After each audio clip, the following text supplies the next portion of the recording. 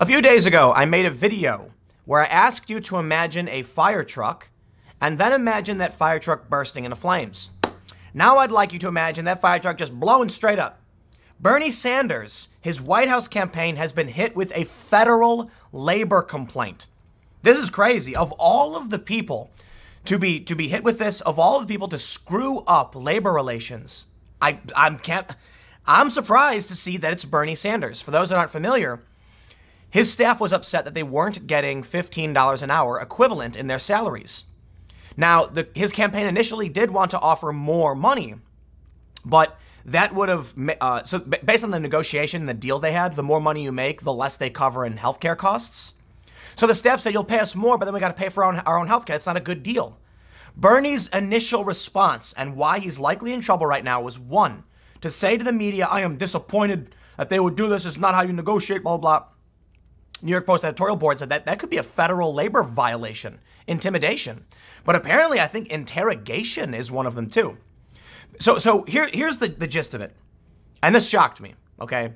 I'm not here to rag on Bernie for the sake of ragging on Bernie. I was a fan of Bernie, and I'm going to give him some defense in a second. I've got a pro-Bernie section at the end of this, just so you know. Tim Pool has principled concerns about what Bernie Sanders did in his campaign. His staff said, I struggle to feed myself. People are quitting. Pay is too low. The issue wasn't, are they making $15 an hour? The issue was, it's not enough, period. Now, they made the mistake. Apparently, in the negotiations, they made the mistake of thinking they could appeal to Bernie's sense of decency by saying, you're not paying us the equivalent of $15 an hour. We're working 60 hours a week. Well, Bernie contests, and he does in a CNN interview, which I have. I'm not going to play it, but I want to talk about what he does say.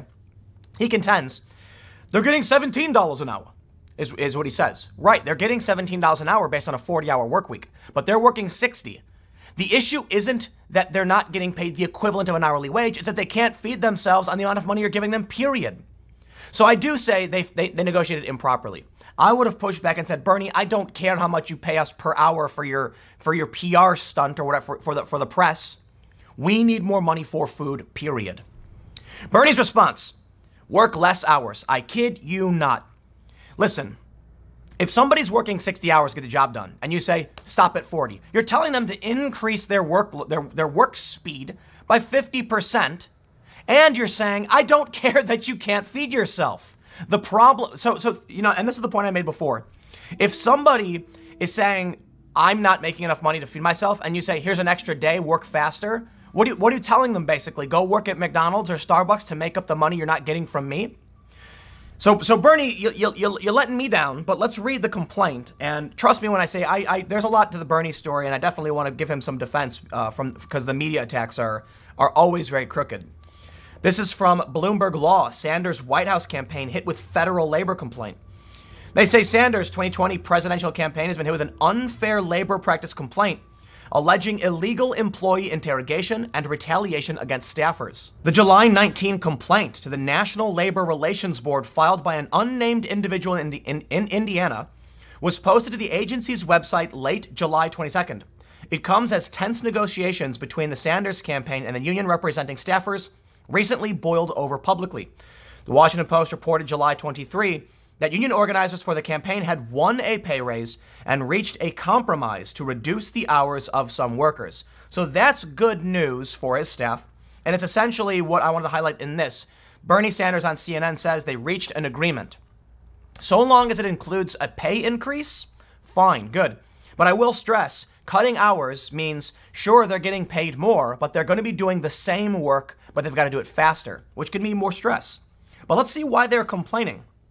They say, a copy of the charge has not yet been made public, but the agency's July 22nd docket lists 5 potential violations of the National Labor Relations Act.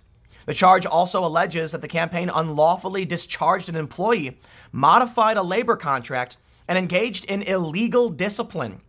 Charges to the NLRB can be filed by any person and don't have to come from a campaign staffer or someone directly affected by the alleged labor law violations. According to the board's website, the NLRB has yet to make a determination about whether there is any merit to these allegations. I want to mention something. I've worked for several nonprofits, and I want to stress, I've actually filed 2 NLRB complaints, and I won both of them. Technically, I won both. It's complicated. I can't get into the full details, but let me just say, political campaigning, dirty business. Dirty, dirty business. I want to say it. I can't say it. I signed paperwork, but let me just say, and this is 13 years ago. This is a long time ago. I understand the process a bit, and I just think campaigns can be dirty. Let's read on. News of potential labor unrest within the Sanders campaign has emboldened critics of the union-aligned lawmaker. Sanders has made worker rights a key part of this platform in the race for the Democratic White House nomination. A representative for the United Food and Commercial Workers, the union representing staffers, declined to comment. Campaign officials did not offer a comment in response to Bloomberg Law's inquiries. The charge filing will initiate a preliminary investigation by the Labor Board's Indianapolis office to determine if there is merit to the allegations. The board's lawyers will then decide whether to move the case forward or dismiss it. In my experience, they move forward quickly. They tend to, because they do side with labor. Sanders' campaign staff in March became the first to unionize in a presidential race when workers voted to join the UFCW. The union inked a contract with campaign officials 2 months later. Sanders, an independent who caucuses with Democrats in the Senate, is scheduled to appear this evening at a union rally. Well, that was the other day. So basically, that's the gist of the dispute. I want to stress the complaint filed against him seems to be outside of the union dispute over pay. Bernie already dropped the ball, but credit where it's due. If he's getting them more money, fine. If they're happy, fine. Bernie put himself in a situation where he needs to represent the workers. So I recognize, as a sane individual, Bernie might not be wrong. The union may be in the wrong, right? But Bernie is a man of the union. Bernie says he's going to do this, that, and this. And he put himself in a position where if he doesn't get the labor union what they want, he looks like a hypocrite. Welcome to business, Bernie Sanders. Perhaps as someone who hasn't run a business in his life, my understanding, he didn't realize things can be this way. Imagine if he has some staffers who are just taking advantage. Look at Rashida Tlaib. The other day, she says we need a $20 minimum wage. That's how the game is played, because people always want more, okay? In a meritocracy, you have to do something to earn more. Now, I am not a big laissez-faire capitalist guy, because I think a system that relies strictly on the free market will invariably result in a masturbatory system. Meaning, if we don't have some kind of even small central guiding force, you will end up with people buying nothing but virtual reality, dopamine stimulation. Well, let's put it that way. Let's call it dopamine stimulation. What humans want can often be contrary to what they need. You look at, all you have to do is look at the emotional reaction to many people on the left. One good example are people arguing that the DSM-5 for mental illness shouldn't have gender dysphoria as a mental illness. That's what they want, but not what they need. In fact, by having that in the DSM-5 and considering gender dysphoria as part of mental illnesses, it grants them access to medical care, which they want. So that's a really good example of how there does need to be some kind of, I don't describe it, but I defer to how the United States was built. They didn't want mob rule. They didn't want people just voting on everything. There has to be some guiding force where the people say, I trust you to make the right choice. And then our representatives, not perfectly, perhaps humans aren't good enough, but they try to make sure there's a balance between the rights of the individual to go and pursue happiness, but also make sure they're not injecting themselves full of they're not drinking bleach, okay? So there is a limit. Now, people argue where that limit is, but that's the point is, I don't know how I got off this tangent. Bernie Sanders, in a free market system, needs, we're in a mixed economy. Let's just jump back, because I don't want to go off on a tangent on capitalism. But Bernie Sanders is much on the other side of that debate. So he puts himself in a position where if he doesn't just give in to what these people want, he looks bad, which is what I said before. But the point I'm trying to make is sometimes you will have staff members who say, I want more money. And you'll say, you're absolutely right. And then a week later, they'll be like, hey, wait a minute. I should have asked for more. It happens all the time. Where do you draw the line? Well, Bernie eventually has to. And that's why labor negotiations can be complicated. The goal of the union is to get what they want. The goal of the employer is to make sure things are running properly. And Bernie's learning lesson the hard way. But as I said, I do have some defense of Bernie, but actually, before I do that, I just want to point out the hilarity of Bernie Sanders making a last-minute appearance at a union rally with Elizabeth Warren. Sorry, buddy.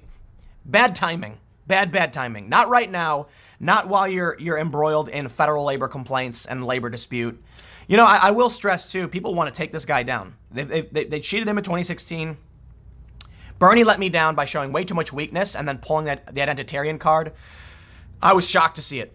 Bernie understood, at least I thought he did, the white working class. They're American citizens. And then when he went off saying white people don't know what it's like to be poor, when those people took the stage from him, I'm just like, this guy has no strength.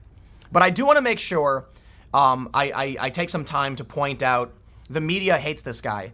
And consider that when you look at these news stories about his labor disputes. In this story from the Daily Beast, they say tensions between Bernie Sanders and MSNBC boil over.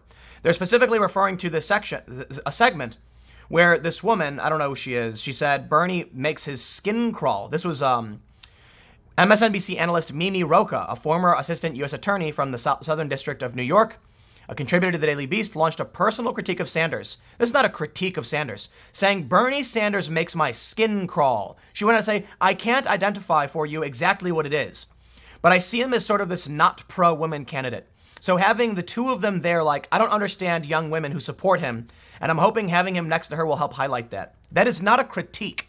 That is an outright attack on Bernie Sanders that literally means nothing. And I'll tell you one thing. I get extremely angered by appeals to emotion. If you want to make me angry, try pulling something like this. Saying Bernie makes your skin crawl does nothing to sway me, okay? In fact, it insults and offends me. Bernie Sanders has his faults, and I can point those out critically. But to do a TV segment where you're like, oh, he hates women. Oh, shut up. Bernie's not a pro-woman candidate. Bernie is such a social justice guy. He's his whole life. This is absolutely ridiculous. And you know, it's the same thing they do to Trump. Trump, for me, actually does give me, like, I don't know how to describe it, but probably that's a similar feeling. But I'm an adult. I don't base my policy decisions off of Donald Trump, and I'm not shocked that people like what he does. I totally get it. I don't like his attitude. I don't like some of Bernie's attitude, but I do like Bernie's attitude a bit more than Trump, except he's a little too weak.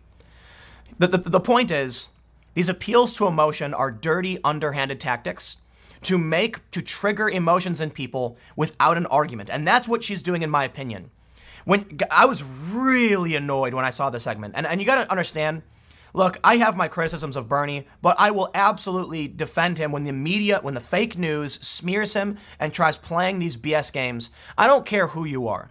I don't care for Bernie. I don't care for Trump. The fake news disgusts me. It disgusts me, okay? And no, I'm not trying to appeal to emotion. I'm saying, quite literally, there's no morals. These people don't have morals, okay? It is unethical. It is by any means necessary. And they want to destroy Bernie Sanders. And he doesn't get it. And this is why I'm not going to be supporting him, okay, anymore. That's why I'm more for Tulsi. I get it. I don't think Tulsi's perfect, but she's a better option from... Tulsi's such a weird character because I think she's great, but for some reason, like, the mainstream left hates her. Fine, whatever. Bernie Sanders and Tulsi are pretty similar, but Tulsi's maintained her principles, and she's defended speech, and she hasn't played these stupid games that Bernie has. But I will stress, man, what I like talking about, what I like calling out, this media bias. Bernie Sanders deserves to be criticized for his labor dispute. Bernie Sanders deserves to be criticized for what he says. To go on TV and go, oh, he just hates, he's not a pro-woman candidate, and he makes my skin crawl. Oh, man, I detest the media. I absolutely do. But, you know, it's not just MSNBC. It's just people do this. There's going to be a bunch of people who watch this, and they're going to be like, she's right. Elizabeth Warren is better. Oh, man, they do not like this guy. Anyway, I mean, I'll leave it there. It is what it is. Bernie, you're gonna get lit on fire by the media. Don't expect me to pull my punches, you know, when you've got a labor dispute and you're like the king of labor and championing labor. Okay, it's gonna get highlighted. I'm gonna try and present the nuance in the situation, and I will push back against emotional appeals from the mainstream media to smear you. But in the end, man, you know, let me stress the final point too, as it pertains to the labor complaints. They want to take him out. in the sense that they want to get him out of the presidential race. They didn't like this guy in 2016. They don't like him now. And we don't know who filed this complaint, but his own staff in Slack messages are complaining. It's not a conspiracy. Bernie dropped the ball on this one, and he deserves to be criticized for it. Stick around. Next segment will be coming up at 1 p.m. on this channel, and I will see you all then.